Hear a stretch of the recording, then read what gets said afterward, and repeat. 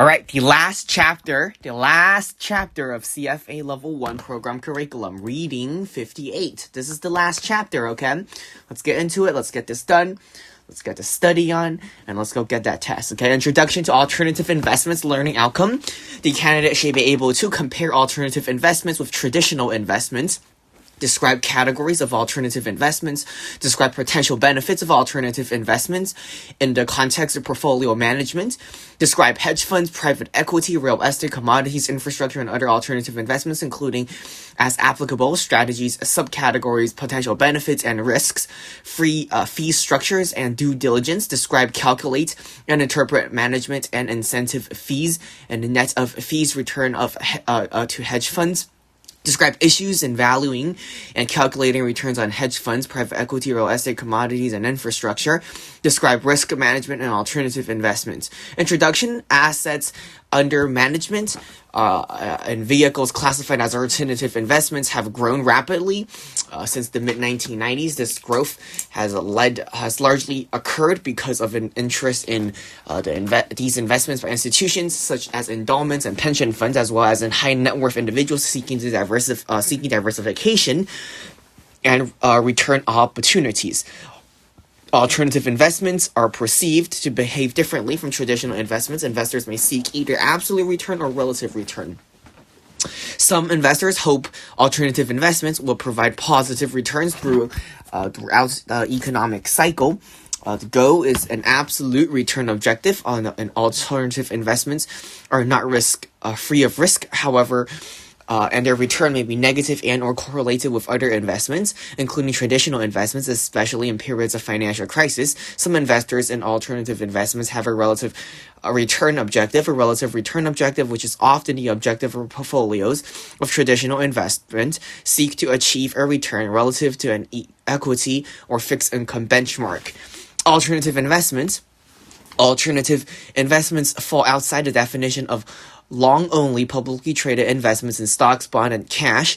In other words, they are alternative to long-only positions in stocks, bonds, and cash. The term traditional and alternative should not be construed to imply that alternatives are necessarily uncommon and or relatively recent additions to the investment universe. Alternative investments include investment in assets such as real estate and commodities, which are arguably two of the oldest investment classes. Alternative investments also include non-traditional approaches to investing within special vehicles such as private equity funds, hedge funds, and some exchange traded funds. These funds may give the manager flexibility to use derivatives and leverage, make investment in liquid assets, and take short positions. The assets in which these vehicles invest can include traditional assets, stocks, bonds, cash, and as well as other assets. Management of alternative investment is typically active. Passive versions of commodities and real estate investment are available, but hedge funds, private equities, and infrastructure investments are almost always actively managed.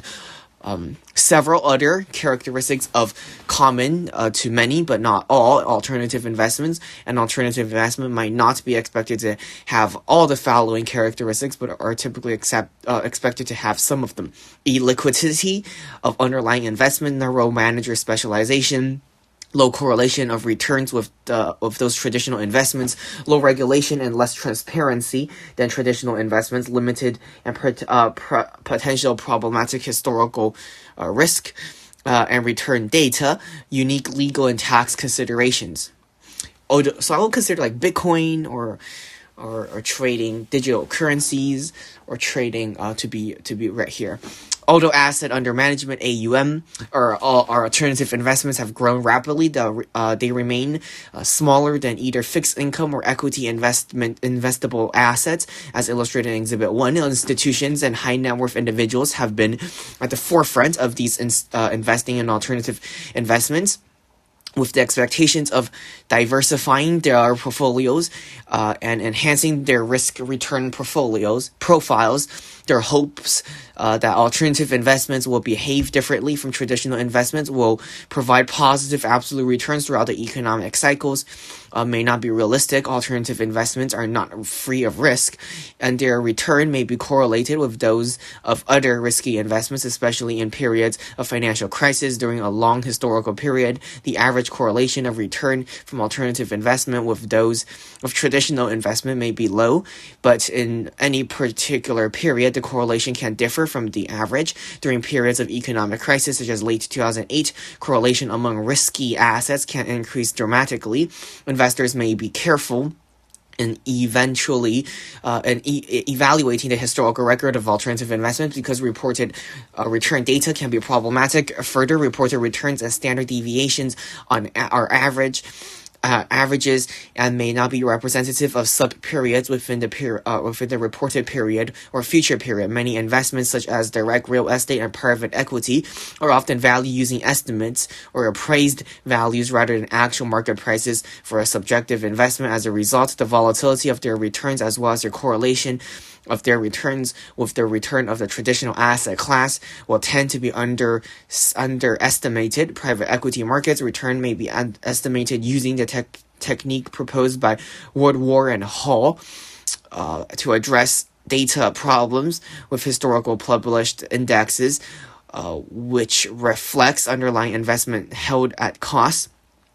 The record of alternative investment universe, such as hedge funds indexes, may be subject to a variety of biases, includes survivorship and backfill biases. Thus, the index may be inherently biased upwards. Commodity index are weighted heavily in one particular sector, such as oil and gas. Different weightings and constituents in index constructions can significantly affect the index and their results and comparability. Exhibit 2 shows the historical return to various investment classes as well as standard deviation of the return based on selected indexes. The indexes were selected for the breadth and data quantity, but may not be fully representative of returns to the investment class, and there may be issues with the data. For example, the return to the S&P Global REITs or the Real Estate Investment Trust Index may not be representative of the returns of equity investments in real estate through private markets. Private equity and venture capital monthly market-based return are unavailable, so the returns in Exhibit 2 are modeled using the technique proposed by Woodward and Hall. Hedge fund returns are based on managed fund valuation, not underlying securities prices. The average annual return and standard deviation are shown from 3 periods. The 25-year period of Q1, so this is the result. During a 25-year period, the mean return of hedge funds, real estate, private equity, and venture capital exceeds the mean return to global stock and bonds. The average standard deviation of all but the hedge funds also expected the average standard deviation of global stocks and bonds. Hedge funds appear to have a higher average return, a lower standard deviation than global stocks for the 25-year period, but this result may be caused at least partially by hedge funds index reporting biases. Commodities have the lowest mean return of the 25 period and higher standard deviation than all but venture capital. The higher mean return of alternative investments, except for commodities compared with stocks and bonds, may be because of the active manager's exploitation of less efficiently priced assets, liquidity premiums, and or account leverage. The higher mean return may also be a result of tax advantages. For example, REITs, real estate investment trusts, may not be subject to taxes as the fund level if they meet certain conditions. I am drinking peach tea water today. I bought peach tea from Costco. It's so sweet, so I diluted it 8-1 with water, and it's just very nice. It's a nice, fragrant water. It's kind of my tradition to talk about what I'm drinking of the day. So, just taking it out. In a poorly performing economy, the use of leverage and investment in illiquid assets may be difficult. to sell and are exposed to high transaction costs during market downturns from Q4 2007 to Q4 2009, a period of categorized as a time of financial crisis. The mean return to alternative investments other than hedge funds were similar or to even lower than those to global stocks, and the standard deviation exceeded those of global stock. Alternative investments did not provide the desired protection during the Q4 27 to Q4 2009. A period of long-term return potential, however, that attracts many investors and real estate, private equity, and venture capital. And venture capital performed very well during the Q1 2010 to Q4 2014. The 5-year period following a high average annual return exceeds the average annual return of the global stock. During this period, hedge funds and commodities average annual returns were less than the average annual return of global stocks. The 2015 annual report of Yale University Endowment provides the investors reasoning behind the attractiveness of investing in alternatives. Okay. The link between the quote and the expected characteristic of alternative investments are clear diversifying power, higher expected returns, and liquid potential losses, potentially less efficient markets. These links are also highlighted in the importance of having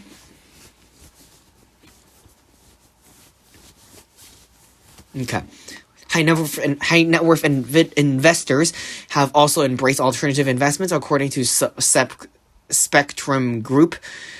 Spectrum Group's 2014 study of American investors. 42% of investors with more than $25 million in assets have invested in hedge funds, and 69% of investors with more than $125 million have invested in hedge funds. The author noted that wealthy investors were choosing alternative for higher returns and improved diversifications. This increasing interest in alternative investments by both institutional investors and high net worth individuals have resulted in significant growth in each category of alternative investment since the beginning of 2000s. The following example illustrates growth in the categories of private equity, real estate, commodities in the periods up to 2015. Global private capital fundraising was approximately $589 billion in 2014, comprised of 238 billion 2000. So this just shows the growing amount of capital being allocated within alternative investments. The enthusiasm for alternative investments was tested during the 2008 when assets under management in alternative investments declined as losses were incurred and investors withdrew funds. However, alternative investments continue to represent a significant proportion of the portfolio of pension funds, endowment foundations, and high net worth individuals. By 2012, a resurgence of interest in alternative investment has occurred. The alternative investment available vary in characteristics and performance. The suitability for an investor has carefully considered categories of alternative investment, considering the variety of characteristics common in many alternative investments. It is not surprising that no consensus exists on a definitive list of these investments. There is even considerable debate as to what represents a category versus a subcategory of alternative investments. Hedge funds, private equities, real estate, commodities, infrastructure. Infrastructure is kind of interesting. Infrastructure assets are capital-intensive, long-lived real estate, such as roads, dams, and schools. Schools are indeed public goods,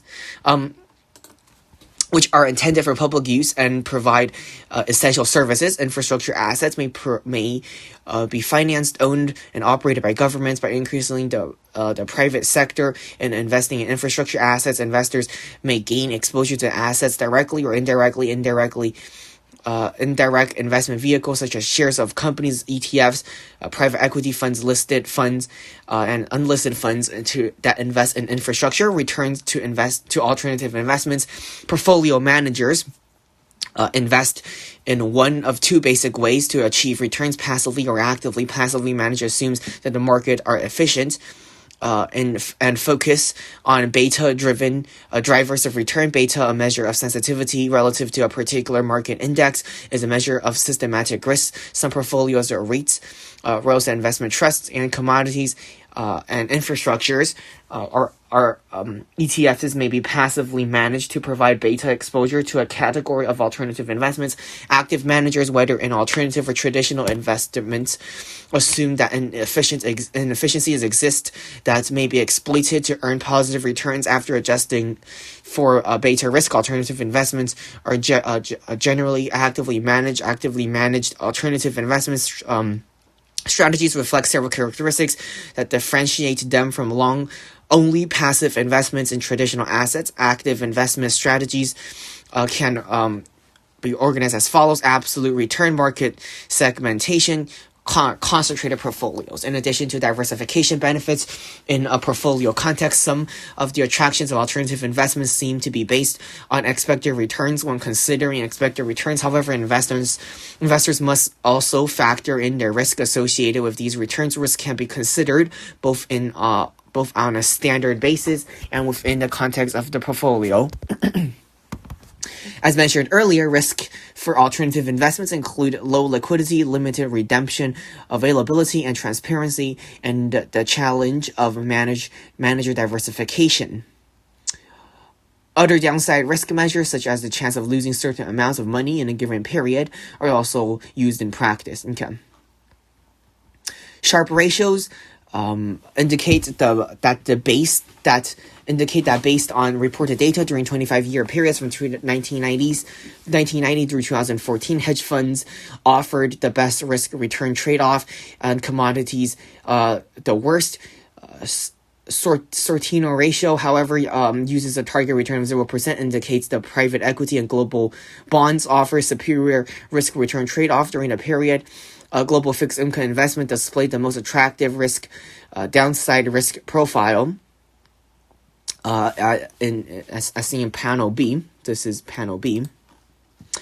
In part as a result of the bond bull market during a 25-year period, venture capital displayed the least attractive downside risk profile, but its higher reported return. C Exhibit 2 results in higher Sharpe and Sortino ratio than global stocks and commodities during the period. The Sharpe ratio and downside risk measure do not take into account the potentially low levels of correlation of alternative investments with traditional investments. A less than perfect correlation between investment reduces the standard deviation of a diversified portfolio between the weighted average of a standard deviation of the investment risk in the portfolio context is discussed in the next section. Portfolio context, integration of alternative investments with traditional investments.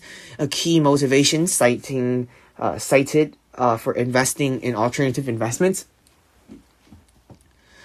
is their diversifying potential. Investors perceive an opportunity to improve the risk-return relationship within the portfolio context, given the historical return volatility and correlation profiles of alternative investments. Combining a portfolio of alternative investments with a portfolio of traditional investments potentially improves the overall portfolio's risk return profile. The correlation between some categories of alternative investments and traditional investments have historically, over long periods, been low or at least less than perfect, providing diversification opportunities. The historically higher return may by many categories of alternative investments compared with traditional investments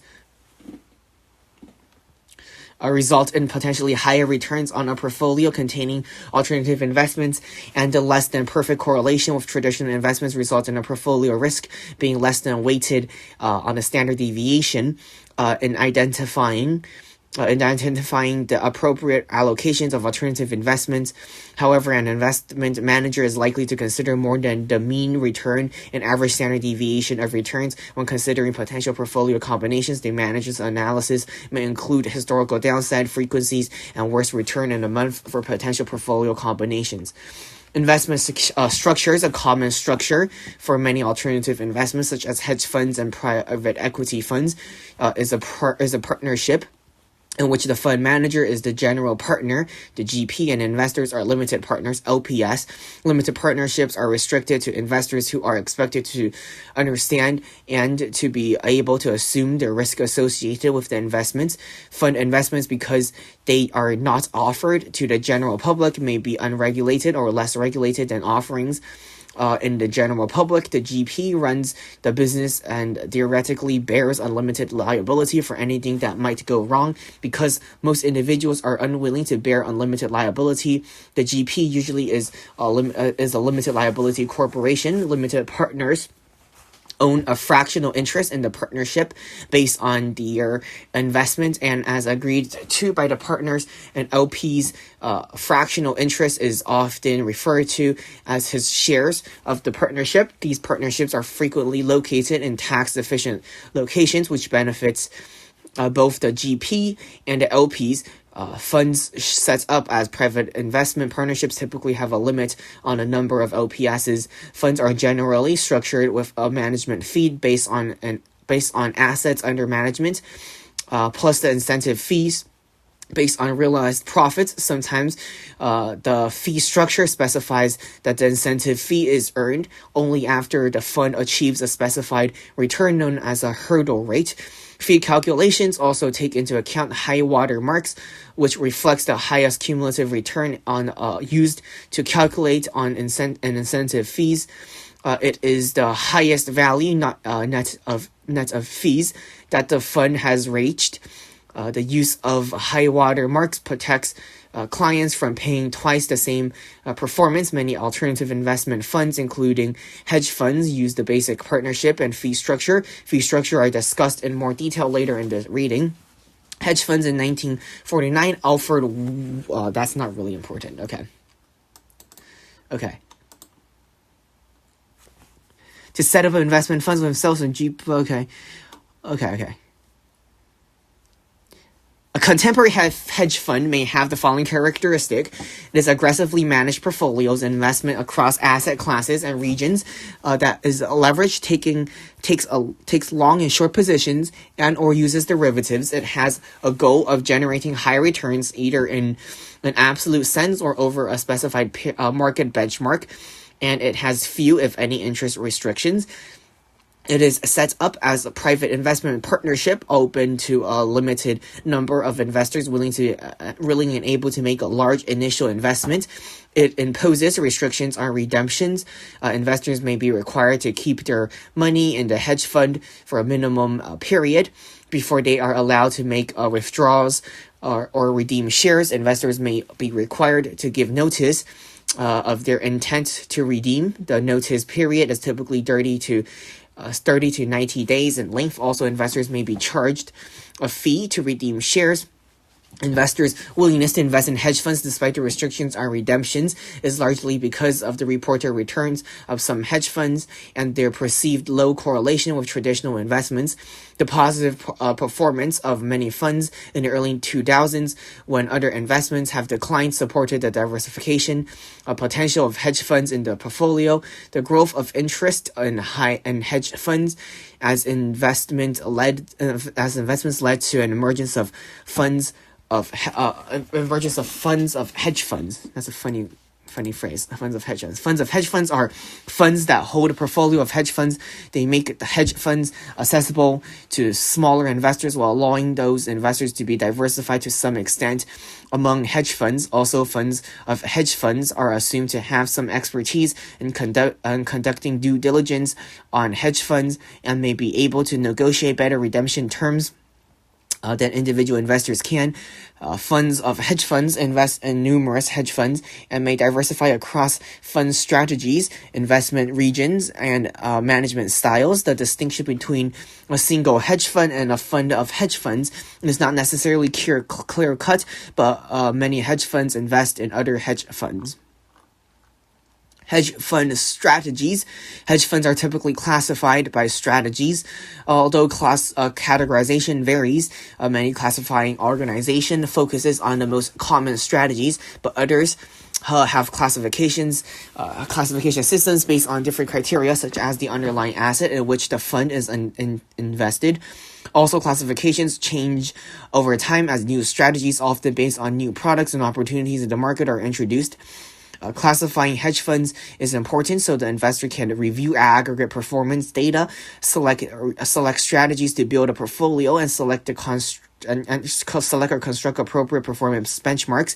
In 2015, HFRI identified 4 broad categories of strategies: event-driven, relative value, macros, and equity hedge. Exhibit 5 shows the approximate percentage of hedge funds AUM by strategy according to HFRI for 1990s, 2010, and 2015 based on the percentage of hedge fund AUM by strategy. Event-driven and relative value strategies have grown in popularity during the last 25 years, while macro and equity hedge funds have declined. Event-driven strategies, merger arbitrage, distress restructuring, activist special situations, relative value strategies, fixed income relative value funds seeks to profit from a pricing discrepancy between related securities. The expectation is that the pricing discrepancy will be resolved over time. This is the idea of arbitrage. The strategy typically involves buying and selling related securities. Examples of relative securities include the following: fixed income convertible arbitrage. Yeah, that's our idea. Fixed income asset backed income and fixed income general. So the seek to take advantage of market inefficiencies and mispricing of assets. In the short run. But in the long run, efficient market hypothesis dictates that assets will reach their natural prices. Macro strategies, equity hedge strategies, macro neutrals. Okay, equity hedge strategies. Equity hedge strategies can be thought of as the original hedge fund category. They are focused on public equity markets and tend to take long and short positions in equities and equity derivative securities. Some hedge funds, called equity-only funds, invest exclusively in common equity securities. Equity hedge securities are not focused on equity trades categorized as consistent with event-driven or macro strategies. Equity hedge strategies use a bottom-up as opposed to a top-down approach. Other investors not structured as hedge funds may use some similar strategy. Examples of equity hedge strategies includes the following: market neutral, fundamental growth, fundamental value, quantitative directional, short bias, or sector specific. Many hedge funds start at a focused operation specializing in one strategy or asset class, and if successful may diversify over time to become multi-strategy funds. Large multi-strategy funds are an alternative to funds of hedge funds, although funds of hedge funds may offer advantages that multi-strategy funds lack. A primary difference between a multi-strategy hedge fund and a fund of hedge funds is the extra layer of fees associated with hedge funds. Each hedge fund in which a fund of hedge fund, such a tongue twister. Each hedge fund in which a fund of hedge funds invest in structure to receive a management fees plus incentive fees, and a fund of hedge fees itself is also structured to receive a management fee and may receive an incentive fees. Hedge funds are diversification benefits. Given the broad range of strategies across hedge funds, general statement about hedge funds performance are not necessarily meaningful. Further, there is general lack of performance persistence. Hedge fund strategies that generate the highest return in some years can be the ones to perform the most poorly in subsequent years. Hedge fund fees and other considerations. Hedge funds assets under management grew to 2.9 trillion by the end of 2015, but remains a small percentage of the asset management business overall. Hedge funds, however, earn a significantly higher percentage of fees. For example, according to one estimate of 2013, hedge funds managed less than 3% of total managed funds. To be earned more than 30% of mutual funds or revenues. Fees, fund revenue depends on fee structures and fund performance. Fees and returns. It is important to consider the hedge fund's fee structure prior to making an investment. The fee structure accounts for the disproportionately high revenues earned relative to the mutual funds and affects the returns in investors. A common fee structure is the hedge fund market. was once 2 and 20, which reflects a 2% management fee and a 20% incentive fee. Both fees are paid by LPS investors. The average industry fee is now closer to 1.6% management fee and 17.75% incentive fees. Additionally, funds of hedge funds may charge investors 1% management fee and 10% incentive fees. The incentive fees may be calculated on profits net of management fees or on profits before management fees. In other words, the incentive fees is calculated independent of management fees. Sometimes the fee structure specifies that the incentive fees is earned only after the fund achieves a specified return known as a hurdle rate. The hurdle rate frequently sets as a risk-free rate of proxy, which is the treasury bond bill rate, plus a premium, but may be set at an absolute nominal or a real rate target. Okay, that's the fee structure. That's the fee structure example. Other considerations: hedge funds may use leverage or seek higher returns on their investments. Leverage has an effect of magnifying gains or losses. I mean, yeah, of course they do. So, duh. Let me drink my drink real fast.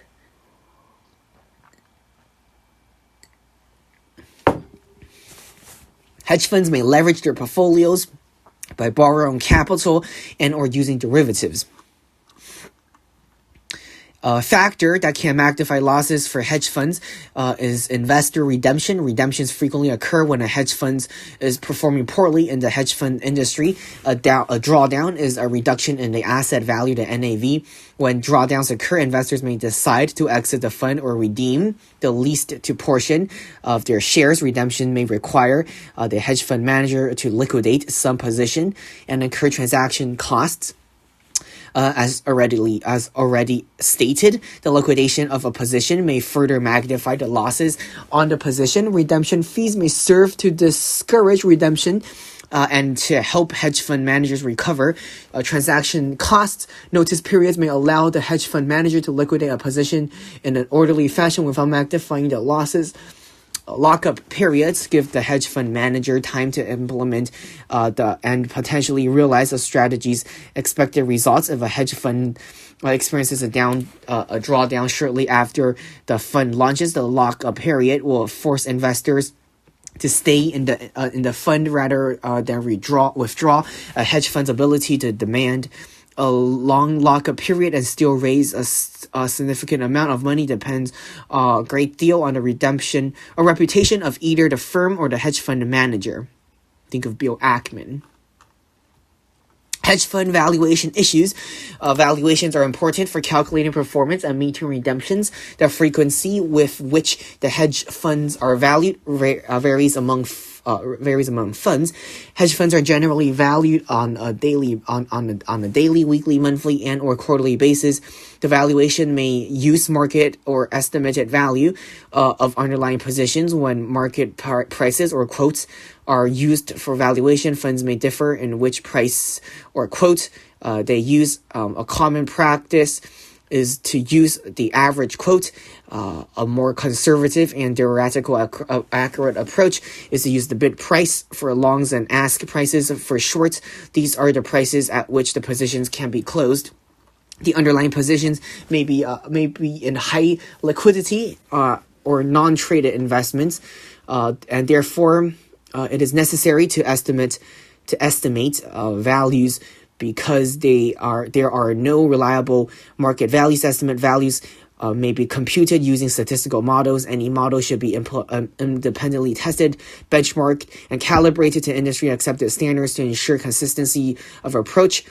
Because of the potential of conflicts of interest affecting estimates of value, hedge funds should develop procedures for in-house valuations, communicate these procedures to clients, and adhere to them.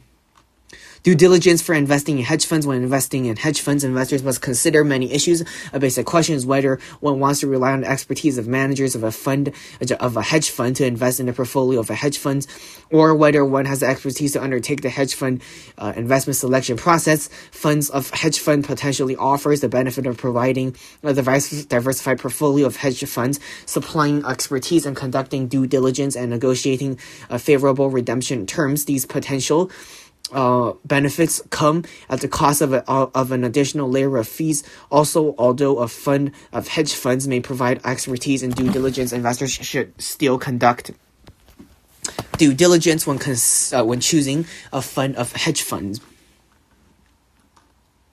Private equity generally means investing in privately owned companies or in public companies with an intent to take them private. Like Virgin Galactic or Virgin by Richard Those are different stages of types of private equity investing. The focus of private equity firms, which may manage many private equity funds, may change through time as business conditions and availability of financing changes. A possible categorization of private equity identifies leveraged buyouts, LBOs. Hey, that's literally what I said. I didn't see this part. Imagine buy up. So after I finish reading the CFA Level 1 program curriculum, I want to do some live demonstrations of constructing financial models. So I'll be doing I'll do the 3-statement model, I'll be doing the LBO models, I'll be doing some personal financial statement models. So I'll be doing some live models where I analyze companies live. So let me finish reading this and I'll get into my plans for this channel after I finish reading the program curriculum. Because I don't think I'm just going to go right into level 2. So, yeah. A possible categorization of so LBOs, venture capital, distressed investments, private equity structure and fees. Like hedge funds, private equity funds are typically structured as partnerships in which outside investors are limited partners, or LPs, in private equity firms, which may manage a number of funds. The general partner, GP, most private equity firms charge both a management fee and an incentive fee on a fund basis. The management fee generally range from 1% to 3%. Committed capital is the amount that the LP has agreed to provide to the private equity fund. Private equity fund raises commitment capital and draws down those commitments over 3 to 5 years when they have a specific investment to make. Until the commitment capital is fully drawn down to invested. The management fee is based on committed capital, not invested capital. The committed capital is basis for management fees is an important direct distinction from hedge funds whose management fees is based on AUM. After the commitment capital is fully invested, the fees are paid only on the fund remaining. In the investment vehicle, an investment capital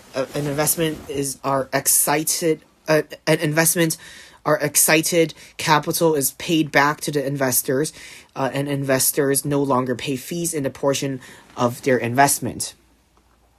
Private equity strategies. There are many private equity strategies. A common characterization, as indicated earlier, identifies leveraged buyouts, venture capital, development capital, and distressed investing as the primary strategies. LBOs and venture capital are the dominant strategies. However, leveraged buyouts, LBOs, are sometimes referred to as going private transactions because, LBOs. I'll be making an LBO model soon. LBO financing. Leveraged buyouts. Think of using, think of taking out a mortgage to buy a rental property. Okay, so this rental property already has a tenant, is already a cash flow generating asset. So you take a mortgage out to buy the house. So the house is a property, is earning you cash flow, and you hope to sell the house at a future date for a profit. And you hope to generate cash flow from the dividends of the investment. So, the dividends of the cash flow of the asset of the mortgage house will be the rent. Okay. Characteristics of attractive companies of LBOs. Okay, we'll be going into LBOs into depth later after this reading. Private equity, diversification benefits, performance, and risk. Private equity funds will provide higher return opportunities relative to traditional investments through their ability to invest in private companies, their influence on private companies, the management and operations, or their use of leverage. Investments in private equity funds can add diversity to a portfolio composed of private, publicly traded stocks and bonds because they may have less than perfect correlation with those investments. Exhibit 8 shows the mean annual return of the Cambridge Associates, the U.S. Private Equity Index, and NASDAQ, the S&P 500, and Cambridge Associate. Yeah, okay. Okay, so just private equity, portfolio company valuation. In order to identify and invest in attractive portfolio companies, private equity professionals must be able to value those companies. Three common approaches are used in the private equity industry to value a company: market or comparables, discounted cash flows, and asset-based. Which approaches are favored depend in part on the portfolio company's industry, and it is common for funds to use more than one approach to arrive at its value. Private equity investment considerations and due diligence. Current and anticipated economic conditions, including interest rates and capital availability exceptions, are critical factors to consider. Excuse me. When evaluating investment in private equity, refinancing risk must be evaluated, and refinancing becomes unavailable. A lack of financing can result in default. The extent to which there is undrawn but committed capital can also affect the private equity sector and the return to investors. Real estate investing is often thought of as a direct or indirect ownership in real estate property, such as land and building. Real estate investing, however, also includes lending or debt investing against real estate property, for example, providing a mortgage loan. Key reasons investing in real estate includes the following: potential for competitive long-term returns driven by both income generation and capital appreciation. Prospects that multiple year leases with fixed rents for some property types may lessen cash flows, affects the economic shocks. Likelihood that loss less than perfect correlation with other assets classes may provide diversification benefits. Potential to provide an inflation hedge if rents can be adjusted quickly for inflation. Forms of a real estate investments. There's many. You could buy it. You could use a mortgage on it. You could use REITs or real estate investment trusts. You could use MBSs.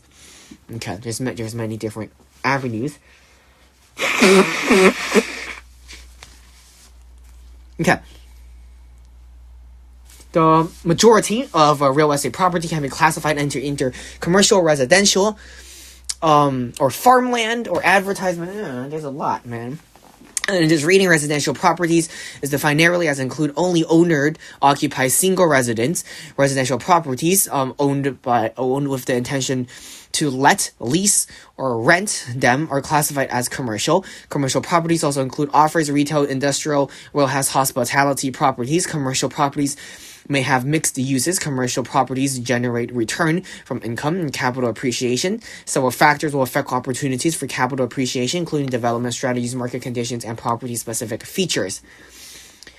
Residential property. For many individuals and families, real estate investment takes the form of direct equity investments in the residence with the intent to occupy.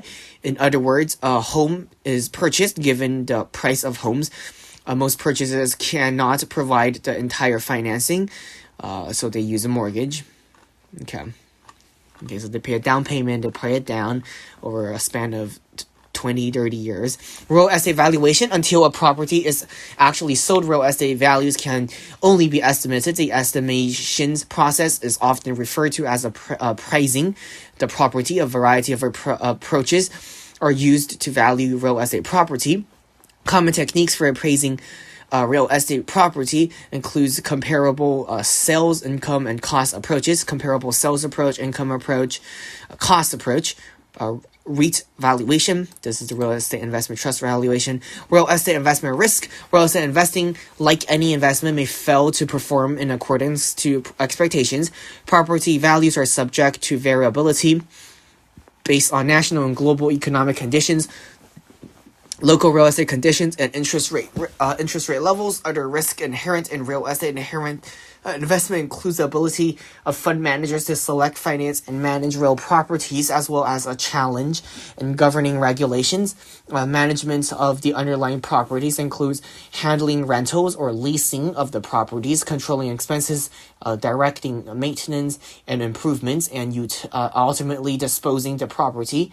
Expenses may increase because of circumstances beyond management's control. Returns on both debt and equity investors in real estate depends on a large extent on the ability of the owners to or their agents to successfully operate the underlying properties. Commodities, okay. Commodities are physical products. Returns on commodities investors are based on a change in price rather than on income streams such as interest, dividends, or rent. In fact, holding commodities incurs costs for transportation and storage. Thus, most commodity investors do not trade actual physical commodities, but rather trade commodities derivatives. The underlying for a commodity derivative may be a single commodity or an index of commodities. Trading in physical commodities is primarily limited in a smaller group of entities. So gold, silver, oil, natural gas, copper, energy, uranium, carbon credits. Oh, carbon credits, like the right to pollute. Okay, that makes sense. Commodity diversification and indexes. The majority of commodities investing implemented through derivatives and commodity indexes. Features are popular. Commodity derivatives include futures, forwards, options, and swaps. These commodities may trade on exchanges, exchange-traded products, and ETPSs, or over-the-counter OTCs. They are described as follows: futures and forward contracts are obligations to buy or sell a specific amount of a given commodity at a fixed price, location, and due date in the future. Futures contracts and ETPSs marked to market daily are generally not settled with delivery. So that's just commodities. Other commodity investment vehicles. Commodity exposure can be achieved through other means than direct investment in commodities and commodity derivatives. Although commodity exposures commonly accessed through commodity derivatives, either directly or through the investment manager, alternative means are becoming increasingly popular. So you could buy ETFs, you could buy through a company such as an oil company, although I don't know the ethics about that. or you could have a professional fund manager, you can have individually managed accounts, or you can have specialized commodity sector averages. Okay. Commodity performance and diversification benefits. The arguments for investing in commodities includes the potential for returns, portfolio diversification, and inflation protection. Investors may invest in commodities if they believe prices will increase in a short or intermediate term. If commodity prices determine inflation index levels, then over time, on average, commodities just yield a zero real return. Commodity future contracts may offer liquidity or other premiums, creating an opportunity for a real return different from zero. Commodity price and investment. Commodity spot prices are a function of supply and demand. Cost of production, like everything else on the world, everything's price is a function of supply and demand. Unless you have price floors or price ceilings, unless it is a good that cannot be bought or sold. Cost of production and storages, values of users, and global economic conditions. Non-hedging investors with positions in physical commodities may be accumulating or divesting a particular commodity. Supplies of commodities are determined by production and inventory levels, as well as the action of non-hedging investors. Demand for commodities is determined by the needs of end users and the action of non-hedging investors. Pricing of commodity future contracts. It is important to understand futures contracts and the source of a return for each commodity future contracts, because commodity investments often involve the use of future contracts. These contracts trade on exchanges. The buyer, i.e. the long side of the futures contract, is obliged to take delivery of the commodity or its cash equivalent based on the spot price at expiration, and will pay a settlement price. Okay. Infrastructure, the asset underlying infrastructure investments are real capital-intensive, long-lived assets which are intended for public use or provide essential service. Most infrastructure assets are financed, owned, and operated by the government, and increasing infrastructure assets are being financed privately. The use of public-private partnerships, or PPP. PPP? That sounds an awful lot like purchasing power parity from macroeconomics, messing us up, is licensing. By the end of 2014, unlisted funds have an investment more than 200 billion. And that will be more. Infrastructure projects are notoriously expensive, up from 6 billion. That is nothing. Just think of China's Belt and Road Initiative and how infrastructure is used as an asset that would generate revenue, that would generate economic ties and economic integration. Like Hambantota Port in Sri Lanka is a prime example of how infrastructure generates dividends, and not just cash dividends, but also non-tangibles for Chinese corporations. Categories of infrastructure investment, as we all know, we have the utilities, we have the roads, we have the infrastructure, the dams, the railroads, the seaports, the airports, the highways, the gas plants, the stores, the electricity, the dams, all sorts of things. Forms of infrastructure investment, yeah, okay. Other alternative investments. Ooh, now getting interesting. Numerous other investments also includes collectibles, paintings, Pokemon cards. You could go out. Risk management overview. Alternative investment pose a usual challenge for investors seeking to manage risk. They are often characterized by asymmetric risk and return profiles, limited portfolio transparency, and illiquidity. Investors in alternatives may be exposed to a variety of risk, including operational risk, financial risk, counterparty risk, liquidity risk, return. Like liquidity risk, of course. Maybe there won't be people who want to buy your first gen Charizard collector's card of Pokemon for $500,000. Who knows? Would that be too hard to imagine? No. So liquidity risk, of course. For those reasons, traditional risk and return measures may not provide adequate picture of alternative investments. Moreover, these measures may be unreliable for representing of specific investments. Investment and risk management process. Investment risk management is not solely the responsibility of either the investor or the manager of an investment portfolio. The investor, possibly in consultation with others, decide on an allocation of alternative investment. The investor then needs to decide the vehicles and managers of the investment, as well as the amount that will be allocated in each alternative investment class and manager. Risk has to be taken into account and due diligence conducted in making these decisions. The investment portfolio manager makes investment decisions consistent with the portfolio's established investment policies. Taking risk into account, investors' due diligence should be used to ensure the portfolio's manager effectively manages portfolio risks. Pension consultants, wealth managers, and individual investors all recognize that risk managers' process can differ substantially between different alternative investment categories. Okay. Risk return measures. Due diligence overview. Okay, summary. Let's get into the summary, baby. Okay. The last ever summary of the CFA level 1. I can't believe I got through this whole entire... Okay, let me just finish this. This reading has provided an overview of characteristics, potential benefits, and risk of alternative investments. It has described features of some categories of alternative investments, include alternative investments in an investor's portfolio, may result in benefits such as diversification benefits. All these benefits do not come without associated risk. However, it is important that investors understand these risks before including alternative investments in their portfolios. Some key points of the rating are as follows. Alternative investments are alternatives to allow only one long-only positions in stocks, bonds, and cash. Alternative investments include investments in assets such as real estate and commodities, as well as investments in special vehicles such as private equity and hedge funds. Alternative investments strategies are typically active return-seeking strategies.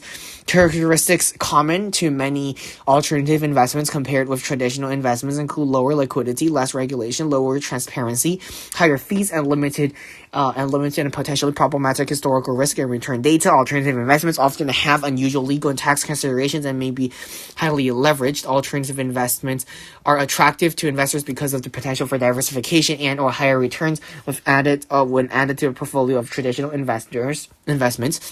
The risk associated with alternative investments must be factored into the investment decision-making process. Many alternative investments are valued for performance reporting processes, including reporting to index providers using estimated values rather than actual market prices. As a result, the volatility of returns and correlation of returns with the returns to traditional investments will tend to be underestimated. It is important to identify and understand how alternative investments are valued. Indexes for alternative investments may be subject to a variety of biases, including survivorship and backfill biases. Many alternative investments, such as hedge and private equity funds, use a partnership structure with a general partner that manages the business and limited partnership investors who owns fractional interests in the partnership. The general partner typically receives a management fee based on assets under management or commitment capital. And incentive fee based on realized profits. Hurdles rates, high water marks, lockup and notice periods, and clawback provisions may also be specified in a partnership agreement. The fee structure reflects the return to investors in alternative investments such as hedge and private equity funds. Hedge funds are typically classified by strategy. One such classification includes four basic categories of strategies: event-driven, relative value, macro, and equity hedge. Primary private equity fund strategies include leveraged buyouts, venture capital, development capital, and distressed investing. Leveraged buyouts and venture capital are the dominant strategies. Real estate investing includes direct and indirect ownership of real estate properties and lending against real estate properties. Real estate properties have some unique features, including basic indivisibility, heterogeneity, and fixed location. The required amount to directly invest in real estate may be large, and the investment may be relatively illiquid. Different investment forms such as REITs, REITs, and mortgage securitization partially addresses these issues. Commodity investment may involve investing in actual physical commodities or in producers of commodities, but more typically these investments are made using commodity derivatives. Returns to commodity investing is based on changes in price and do not include an income streams such as dividends, interest, or rent. Infrastructure assets are capital intensive, long-lived real assets that are intended for public use and provide essential services. Investors expect these assets to generate stable cash flows, which adjust for economic growth and inflation. And they may also expect capital appreciation. Categories, stage of development, and geographic locations are underlying assets and the form of infrastructure investment affect risk of expected returns of infrastructure investments. Managing risk associated with alternative investments can be challenging because these investments are often characterized by asymmetric risk and return profiles, limited portfolio transparency, and illiquidity. Traditional risk and return measures may provide an inadequate picture of alternative investments risk and return characteristics. Moreover, these measures may be unreliable and or may not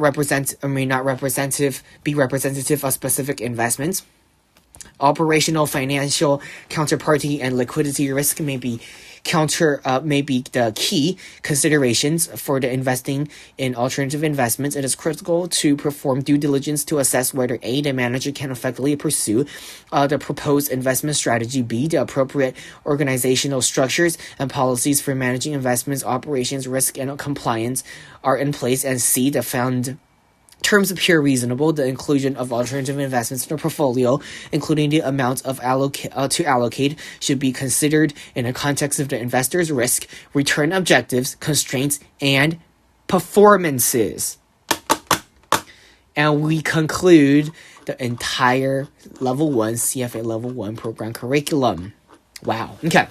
So I know I started reading this the May of 2020, and it is currently February of 2021. I will be releasing these videos one by one,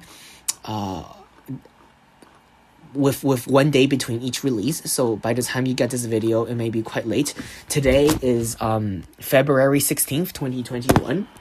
I started recording the CFA Level 1 May of 2020. So it took me 1 year. I have a period where I didn't read, but it took me 1 year to read this. I'm going to be doing some more studying before. Anyways, so now that I've finished a reading program, level 1, I don't think I will straight go to level 2. I think what I'll do is I'll do a few modeling, financial modeling, since that is a very important skill that I think all financial. I'm so happy that we're done with that. All financial workers, whether you're analyst, associate, VP, managing director, associate, I don't know what you are, you have to be able to build financial models. So that is a major thing I'm going to be focusing on. So I'm going to a few companies I want to do some American companies, I want to do some international companies, and just go over the whole process of building a three statement financial model. That's what I want to be. First, I want to go talking about the three statement financial models. Then I maybe want to lead to a LBO model, and then I'd like to lead to a corporate, a company, or just analysis of a stock. Okay, and whether I'll give a buy order, a sell order, a hold recommendation. So just basic things. Since level 1, so I want to be laying the foundation. So this is my second channel. I do have my first channel, Optimal Production Financial Education, that just goes into more tutorials. So the main channel goes into tutorials, and the second channel goes into application of the tutorials, if that makes any sense. So my big channel, Optimal Production Financial Education, goes into the tutorials, and Optimal Production Financial Literacy, which is my second channel, which is this channel, goes into the application of the learned content from the tutorials of the main channel. So let's not forget the show notes of the summary of the study notes for level 1 is in the description. So you guys go head to Amazon to get the show notes. I'm sure putting in a small fee would be absolutely worth it for the results you're going to get. And I do hope best of luck in your study for the CFA Level 1 program curriculum, and subscribe and stay tuned to our upcoming financial models, tutorials, and just walkthroughs of financial models and of things that financial professionals would do. So I do hope my readings throughout the past year has been helpful, and stay tuned. More is yet to come. Okay, goodbye.